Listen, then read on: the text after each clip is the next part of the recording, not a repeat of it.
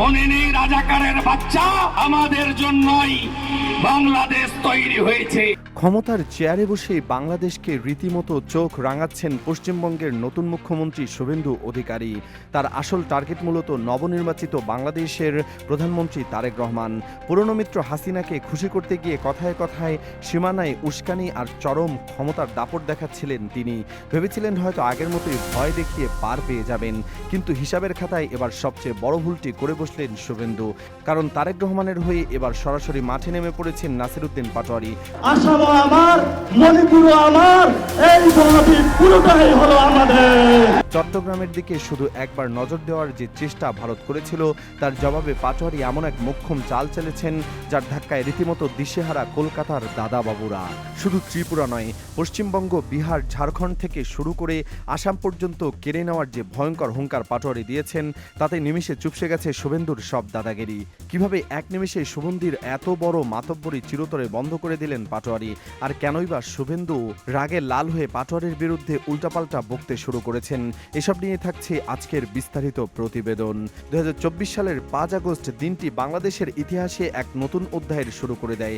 সেদিন ক্ষমতার পালাবদলের পর পুরনো মিত্র স্বৈরাচার খুনি হাসিনা দেশ ছেড়ে সোজা ভারতে গিয়ে ওঠেন, আর বর্তমানে নতুন বাংলাদেশের হাল ধরেছেন প্রধানমন্ত্রী তারেক রহমান।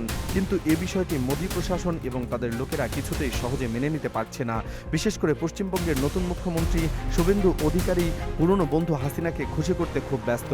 একই সাথে তারেক রহমানকে চাপে ফেলতে তিনি একের পর এক নোংরা ছক কষছেন। কথায় কথায় সীমান্তে ঝামেলা পাকানো আর আগের মতো পাওয়ার ফলানোর যে ইচ্ছা ভারতের ছিল, তা নতুন করে মাঠে নামানোর পায়তারা করেছিলেন এই নেতা। ভেবেছিলেন আগের মতোই গলাবাজি করে পার পেয়ে যাবেন, আর কেউ কিছু বলবে না। কিন্তু এবার যে তাদের কপালে চরম নাকানি চুবানি লেখা ছিল, সেটা তারা ঘূর্ণাক্ষরেও টের পায়নি। নতুন বাংলাদেশ যে ভারতের কোনো বাহাদুরি আর মেনে নেবে না, সেটা শুভেন্দু বুঝতে ভুল করেছিলেন। আর এই বিরাট ভুলের মাসুল তাকে এখন কড়ায় গণ্ডায় গুনতে হচ্ছে প্রতিদিন। হাসিনা সরকারের আমলে টানা 15 বছর ধরে ভারত যা খুশি তাই করে গেছে। নাসিরউদ্দিন পাটোয়ারির এই বিশাল রাগের আগুন কিন্তু একদিনে বা হুট করে তৈরি হয়নি।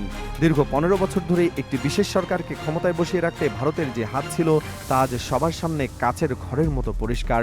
শুধু রাজনীতিতেই নয়, ভারতের নানা কাজের কারণে বাংলাদেশের সাধারণ মানুষ চরম ক্ষতির শিকার হয়েছে। ফারাক্কো তিস্তার পানি আটকে রেখে বাংলাদেশের উত্তরাঞ্চলকে একদম শুকিয়ে মরুভূমি বানানোর ফাঁদ পেতেছে তারা। পাশাপাশি সীমান্তে নিরীহ বাংলাদেশিদের পাখির মতো শেষ করে দেওয়ার যে নিষ্ঠুর খেলা ভারত করেছে বছরের পর বছর, তার হিসেব নেওয়ার সময় এসেছে। একটি স্বাধীন রাষ্ট্র হওয়া সত্ত্বেও মোদী সরকার বরাবরই বাংলাদেশকে তাদের একটি কেনা গোলাম বা হাতের পুতুল হিসেবেই চালানোর খোয়াব দেখেছিল। ভারতের সে পুরনো অহংকারে এবার জোরদার ধাক্কা লেগেছে, আর তাদের সব জারিজুরি ফাঁস হয়ে গেছে। দীর্ঘদিনের জমে থাকা সেই ক্ষোভের চূড়ান্ত জবাব এবার একদম কড়ায় গণ্ডায় বুঝিয়ে দিয়েছেন নাসিরউদ্দিন পাটোয়ারি। মোদির ছোট ভাই খ্যাত শুভেন্দু অধিকারী যখন চট্টগ্রাম বা বাংলাদেশের অন্য কোনো অংশ দিয়ে নজর দেওয়ার মতো স্পর্ধা দেখিয়েছেন, ঠিক তখনই সামনে আসেন নাসিরউদ্দিন।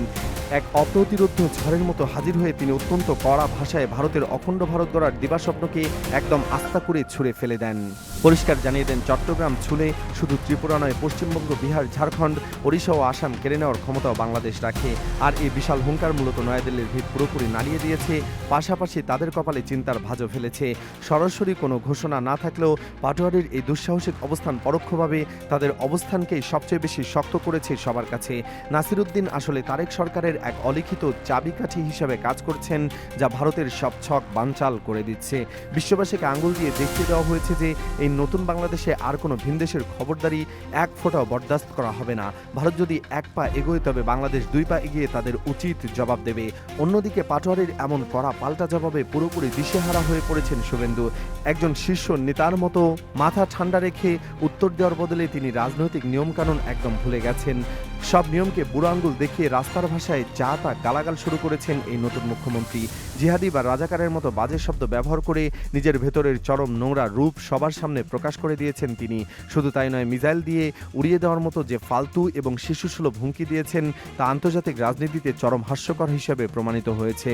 এই ধরনের বেসামাল কথা বলা মূলত তার ভেতরের চরম হতাশা এবং ভয়েরই আসল প্রমাণ। শুভেন্দু খুব ভালো করে বুঝতে পারছে যে তার খবরদারি আর এই বাংলাদেশে চলবে না, তাই রাগে লাল হয়ে উল্টাপাল্টা বুকে নিজের মানসম্মান নিজেই ডুবাচ্ছেন সবার চোখের সামনে। তার এই লাফালাফি দেখে এখন সবাই হাসাহাসি করছে আর তাকে নিয়ে চরম মজা নিচ্ছে। তাছাড়া ভারতের মতো এই একটি দেশের নেতা এমন কথা শুনে সবাই রীতিমতো অবাক হয়ে গেছে। তবে শুভেন্দু অধিকারীর এই লাফালাফির পেছনের আসল কারণ বুঝতে হলে বিজেপির নোংরা ভোট ব্যাংক বুঝতে হবে। নিজেদের দেশের ভেতরের নানা ব্যর্থতা ঢাকতে তারা বারবার বাংলাদেশকে একটি বলির পাঠা হিসেবে ব্যবহার করে থাকে। হিন্দু মুসলিম বিভেদ তৈরি করে এবং উস্কানি দিয়ে নিজেদের নির্দিষ্ট ভোট ব্যাংক ভারী করার নোংরা খেলা বিজেপি সবসময় খেলে। শুভেন্দুর এই বক্তব্য মূলত তারই একটি অংশ, যা তাদের পুরনো স্বভাবের একদম হুবহু প্রকাশ। অখণ্ড ভারতের দোহাই দিয়ে অন্য রাজ্যের জায়গা দখল করার মানসিকতাকে বৈধতা দেওয়ার এই চেষ্টা এখন সবার সামনে পানির মতো পরিষ্কার।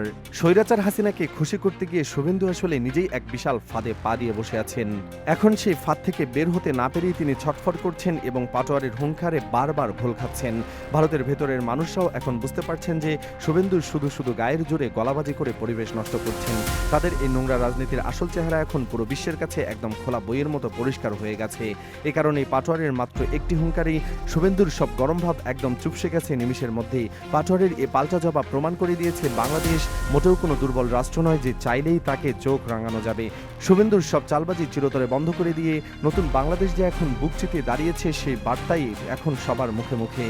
ভারত এখন খুব ভালো করে বুঝে গেছে যে তারেক সরকারের আমলে তাদের কোনো পুরনো চাল আর কাজে আসবে না। পাটোয়ারি যেভাবে ভারতের নাকের ডগায় বসে তাদের নাকানি চুবানি খাইয়েছেন তা রাজনীতির মাঠে এক বিশাল উদাহরণ হয়ে থাকবে। আগামী দিনে ভারত বাংলাদেশের দিকে চোখ তুলে তাকানোর আগে 10 বার ভাববে।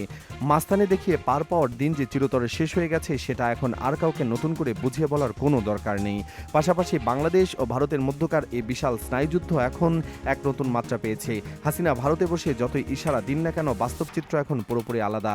তারেক সরকার খুব ধীরস্থির মাথায় পরিস্থিতি সামাল দিচ্ছে আর নাসিরুদ্দিন পাটোয়ারির মতো নেতারা মাঠ থেকে যোগ্য জবাব দিচ্ছেন। ভারত ভেবেছিল 2024-এর 5 আগস্টের পর বাংলাদেশকে খুব সহজে নিজেদের হাতের মুঠোয় নিয়ে আসা যাবে, কিন্তু পাটোয়ারির একটিমাত্র কথা ভারতের সেই আশায় পুরোপুরি জল ঢেলে দিয়েছে। শুভেন্দু অধিকারী এখন খুব ভালো করেই বুঝতে পারছেন যে গায়ের জোরে আর চিৎকার করে বাংলাদেশের মানুষকে দাবিয়ে রাখা সম্ভব নয়। এই নতুন হিসাব নিকাশ মোদী প্রশাসনকে এখন রীতিমতো ঘামের মধ্যে ফেলে দিয়েছে। তাদের সব ফাঁদ এখন পুরোপুরি ভিজতে গেছে। পরিশেষে বলা যায় বাংলাদেশের রাজনীতি এখন আর আগের মতো নেই। নাসিরুদ্দিন পাটোয়ারি যে সাহসী পদক্ষেপ নিয়েছেন তা এদেশের সাধারণ মানুষের মনের কথার প্রতিধ্বনি।